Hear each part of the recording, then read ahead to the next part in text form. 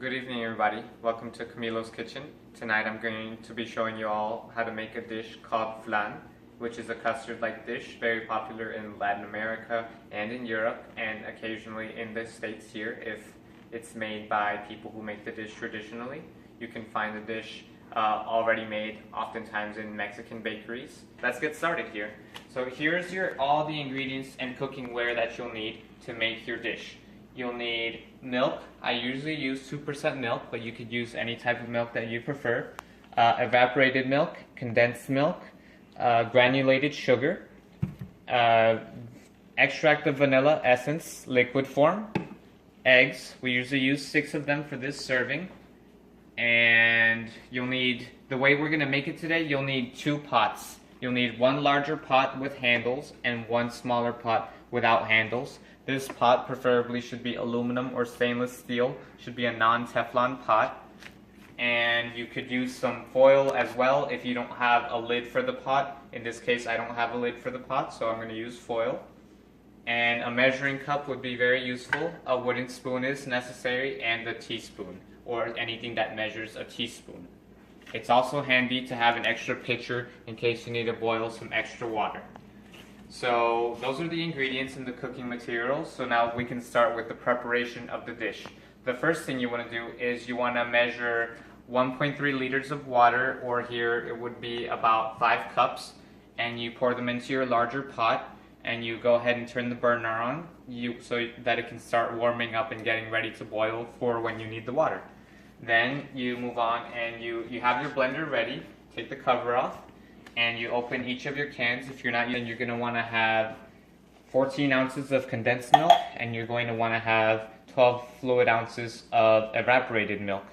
So you can start with your evaporated milk, open the can, pour it in the blender, and then you open your can of condensed milk.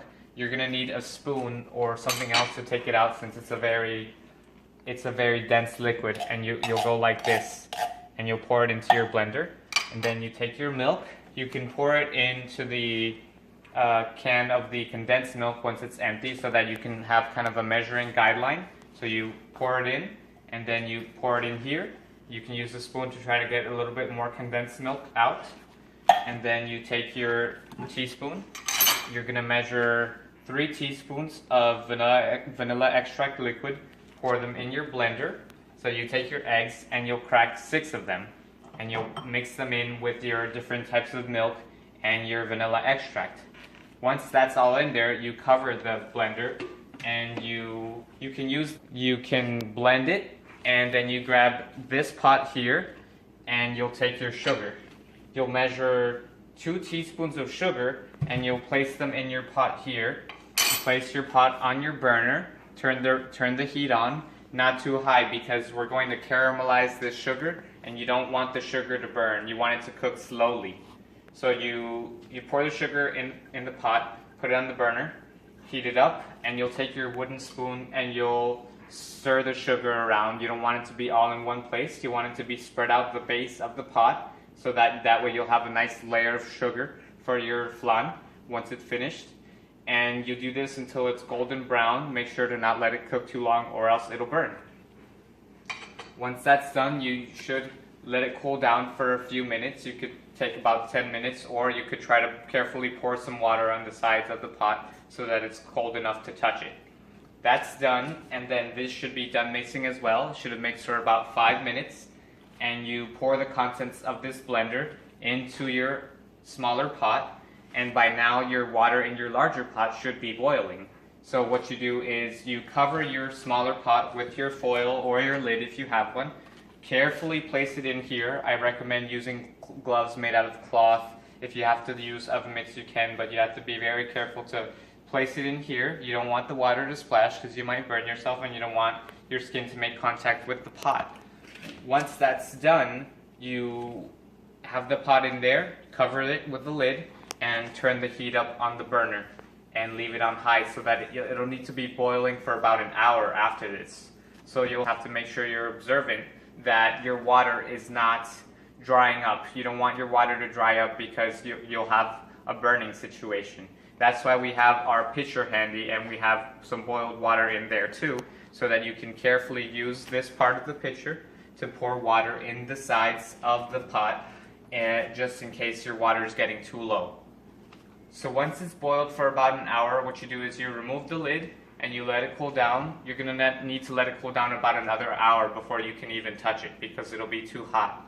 And you'll let that cool down for an hour. You'll remove this pot from your larger pot, and you'll take the foil off of it or the lid, and then you place this pot in the fridge somewhere where it fits, and you'll let that cool down for about a period of 2 hours before you can do anything with it. So once your 2 hours have passed, you take this pot out of the fridge, and what you can do is, so you'll have your flan in there and it'll already be nice and hardened so that it has a consistency to it. And you come over, you have a large serving dish ready, and what you'll do is you'll take a butter knife, not something too sharp, and you'll move it around the edges of the flan dish so that you want to get it separated from the mold that it's in.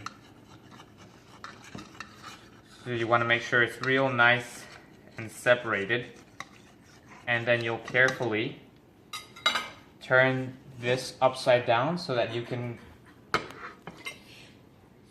have it on your pot.